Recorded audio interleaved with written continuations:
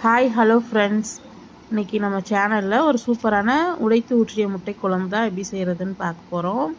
இந்த குழம்பு நல்லா சூடான சாதத்தில் போட்டு சாப்பிட்டு ரொம்ப சூப்பராக இருக்கும்.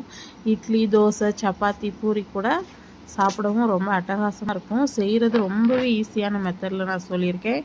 டேஸ்ட்டு சூப்பராக இருக்கும். அதுக்கு ஒரு அரை முடி தேங்காய், ஒரு 8 பல் பூண்டு, 2 துண்டு இஞ்சி, 2 பெரிய சைஸ் தக்காளி, 2 தக்காளி எடுத்திருக்கேன். சின்னதாக இருந்தால் 3 எடுத்துக்கோங்க. அப்புறம் ஒரு 10 முந்திரி, இதெல்லாம் நம்ம எடுத்துருக்கோம். இது எல்லாத்தையும் நம்ம மிக்சியில் சேர்த்து நல்லா அரைச்சி எடுத்துக்கலாம். அப்புறம் குழம்பு செய்கிறதுக்கு ஒரு கடாயில் ஒரு 3 டேபிள் ஸ்பூன் அளவுக்கு எண்ணெய் ஊற்றிக்கோங்க.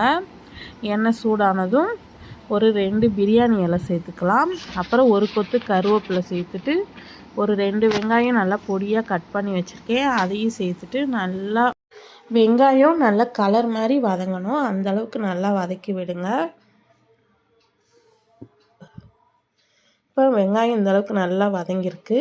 இப்போ ஒரு 1.5 டேபிள் ஸ்பூன் அளவுக்கு நம்ம வீட்டில் அரைச்ச குழம்பு மிளகாத்தூள், 1 டீஸ்பூன் தனி மிளகாத்தூள், அப்புறம் 1 டீஸ்பூன் அளவுக்கு கரம் மசாலா, இல்லைன்னா மட்டன் மசாலா, சிக்கன் மசாலா அது கூட சேர்த்துக்கோங்க.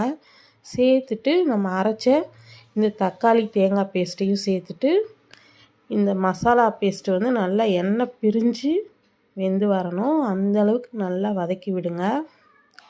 பச்சை வாசனை போக நல்லா எண்ணெய் பிரிஞ்சு வரும். நல்லா வதக்கி விடுங்க ஒரு 5 நிமிஷத்துக்கு. அடுப்பை மீடியம் ஃப்ளேமில் வச்சுட்டு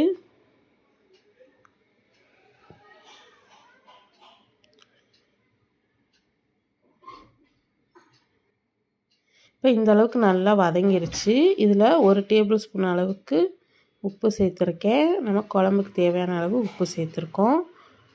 சேர்த்துட்டு நல்லா வதக்கிக்கலாம்.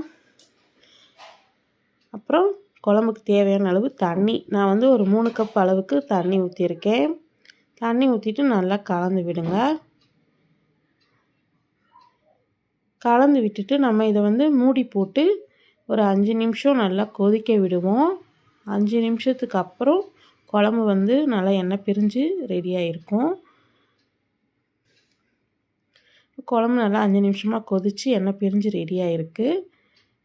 உங்களுக்கு பார்த்தாலே தெரியும் குழம்பு கொஞ்சம் நல்லா கெட்டியாக இருக்குது தண்ணி ஊற்றுறதுனால. இப்போ நம்ம ஒரு 6லேருந்து 7 முட்டை உடச்சி இந்த மாதிரி சேர்த்துக்கலாம். தனித்தனியாக இந்த மாதிரி உடச்சி சேர்த்துக்கோங்க.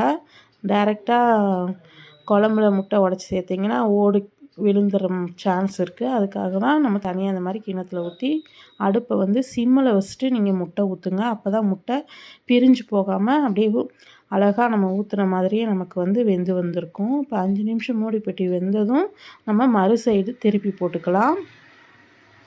எப்போவுமே முட்டை ஊற்றும்போது நம்ம அடுப்பை சிம்மில் வச்சுட்டு தான் ஊற்றணும். முக்கியமாக இதை நோட் பண்ணிக்கோங்க.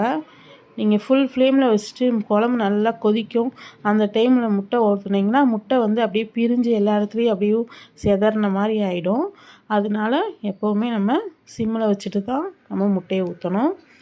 ஊற்றிட்டு இன்னொரு 5 நிமிஷம் வேக வச்சுட்டு நம்ம எடுத்துக்க வேண்டியது தான். நம்ம முட்டை குழம்பு சூப்பராக ரெடி ஆகிடும். ஃபைனலாக ஒரு கைப்பிடி அளவுக்கு கொத்தமல்லி தலையை கட் பண்ணி போட்டு நல்லா சூடான சாதத்து கூட சர்வ் பண்ணி பாருங்கள். ரொம்பவே சூப்பராக இருக்கும். இந்த முட்டை குழம்புக்கு சைடிஷே தேவையில்ல.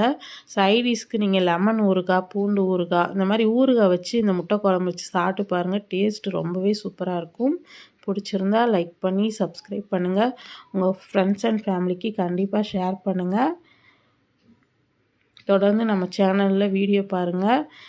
சப்ஸ்கிரைப் பண்ணதோடு இல்லாமல் பெல் ஐக்கானே கிளிக் பண்ணுங்கள். அப்போ தான் நான் போடுற வீடியோ உடனே நோட்டிஃபிகேஷனில் வரும். தேங்க்யூ.